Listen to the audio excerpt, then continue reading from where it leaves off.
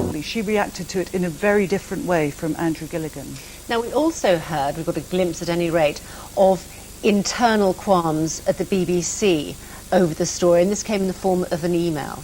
Yes, I mean, this is all going to come down to credibility, and doubt today was cast on Andrew Gilligan's, not by the government, but by his own boss, the editor of the Today programme, Kevin Marsh. He'd written an email some weeks after the row with Number 10 had broken out, and in that email he talked about the reporter's lack of judgment, loose phraseology.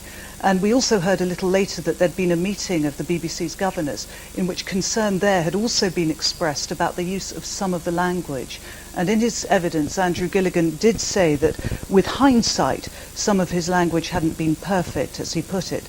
But the day began with an account of his dealings with Dr. Kelly, in particular leading up to their pivotal meeting on May the 22nd.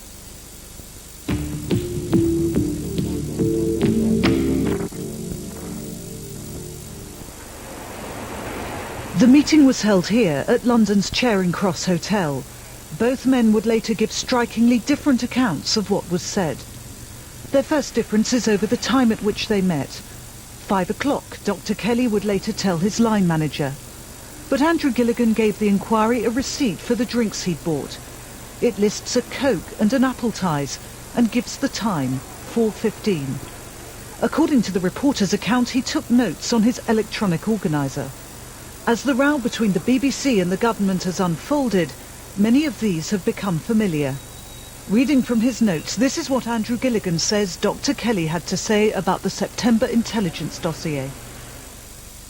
Transformed week before publication to make it sexier. The classic was the 45 minutes.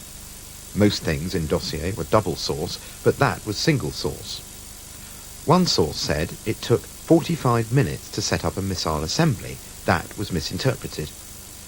Most people in intelligence weren't happy with it because it didn't reflect the considered view that they were putting forward. Campbell, real information but unreliable, included against our wishes, not in original draft. The reporter admitted that the much-used phrase that the dossier had been sexed up by Number 10 did not come from the scientist. He said, yes, that is right.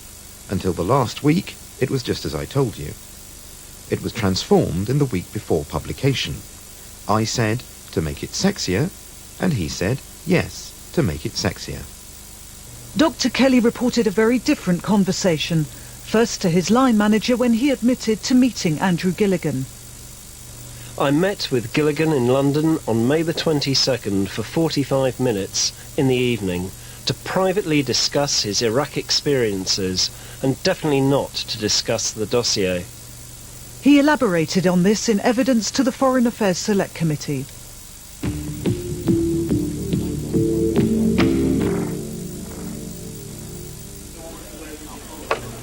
In the days after the meeting, Andrew Gilligan worked to corroborate his story. The inquiry heard he'd spoken to 2 people he described as senior contacts in government. One refused to comment.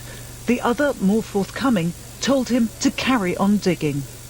None of this evidence was conclusive, of course. What the reporter didn't know was that Dr. Kelly had also spoken to Susan Watts, Newsnight's science editor. She made notes of their phone conversation on May the 7th. They referred to the claim that Iraq could deploy WMD in 45 minutes. It was a mistake to put in. Alistair Campbell's seeing something in there. Single source, not corroborated. Sounded good. This appears to support the Today reporter's story, but Susan Watts was to give her conversation a very different emphasis. She told the inquiry she'd treated it with caution. I did not consider it particularly controversial. I felt it to be a glib statement.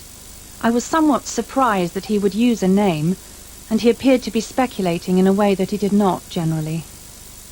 After his broadcast, Andrew Gilligan said he tried to contact Dr. Kelly, but couldn't get through. He didn't try the scientist's mobile, he said, in case it was being monitored by the intelligence services and might lead them to Kelly. After the furore blew up, I knew that the risk might be I would compromise him by trying to phone him. The inquiry wanted to know what efforts were made to check the story with the government before it was broadcast. In his conversation with the Ministry of Defence the night before, Had Andrew Gilligan mentioned the 45-minute claim? I do not believe I did put those specific words. I cannot remember exactly what I said to them.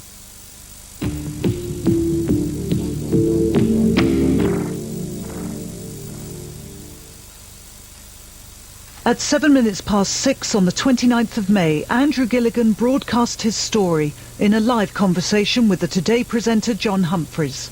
What we've been told by one of the senior officials in charge of drawing up that dossier was that actually the government probably knew that that 45-minute figure was wrong even before it decided to put it in. The phrase that the government probably knew that the 45-minute claim was wrong is at the heart of the row with Number 10. Today, in Court 73, it was Andrew Gilligan who admitted he'd been in the wrong.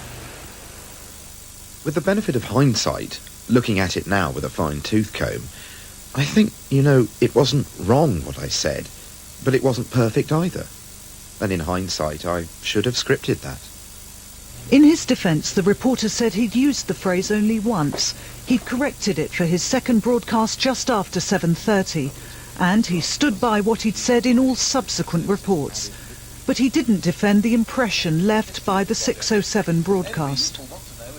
Was this allegation ever withdrawn at any time before Dr. Kelly died? Well, I never returned to the same words I used in that 6:07 broadcast. Subsequent broadcasts were scripted.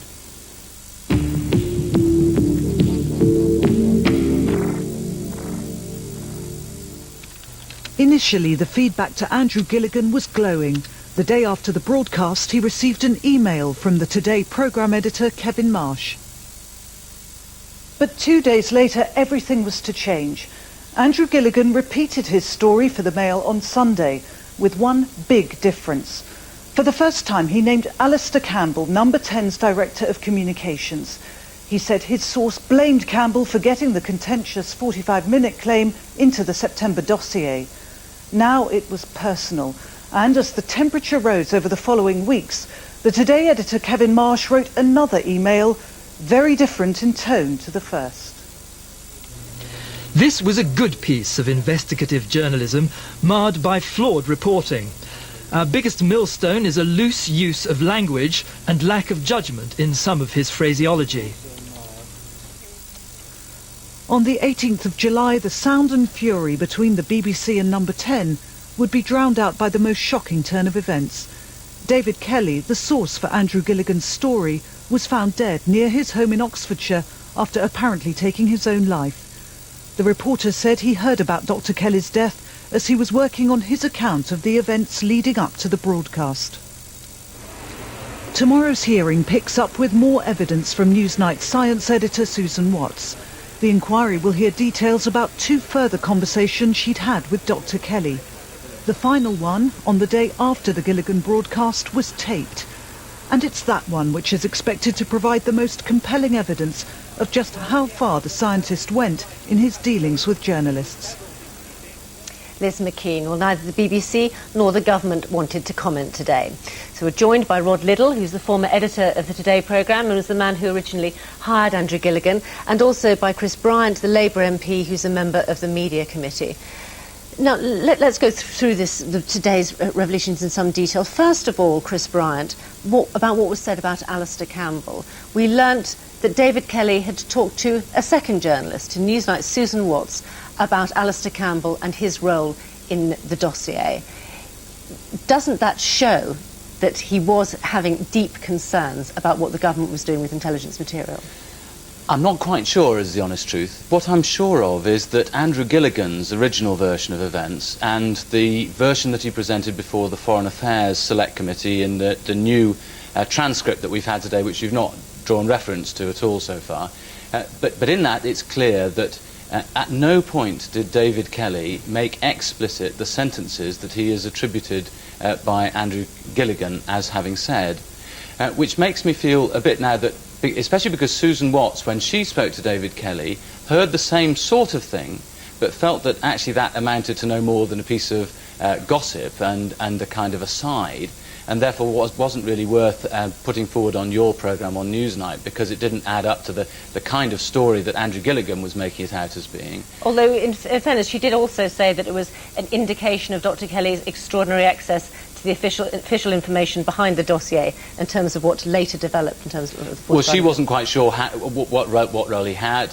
It was her judgment as a journalist and as somebody who'd worked with him several occasions before, that she felt that this was a piece of gossip and wasn't really the kind of thing that you could stand a story up on without further corroboration. And we know that Andrew Gilligan himself has now said that he tried to get corroboration from other sources, other secret sources, and didn't get anywhere. So my feeling is that what we've ended up with is an enormous myth about Alistair Campbell having deliberately lied to the country, which is based on a piece of gossip and a piece of hearsay, all adding up to something that doesn't really bear water.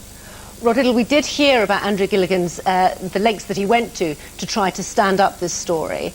Was he right to run it, or was it simply a piece of gossip? Of course he was right to run it. I can't think of any journalist in the world who, knowing Dr. Kelly and knowing precisely his involvement in the formulation of the September dossier, which incidentally we're now told Dr. Kelly proofread, not as the government had insisted he was merely some junior factotum of no great importance. Of course Gilligan was right to run it.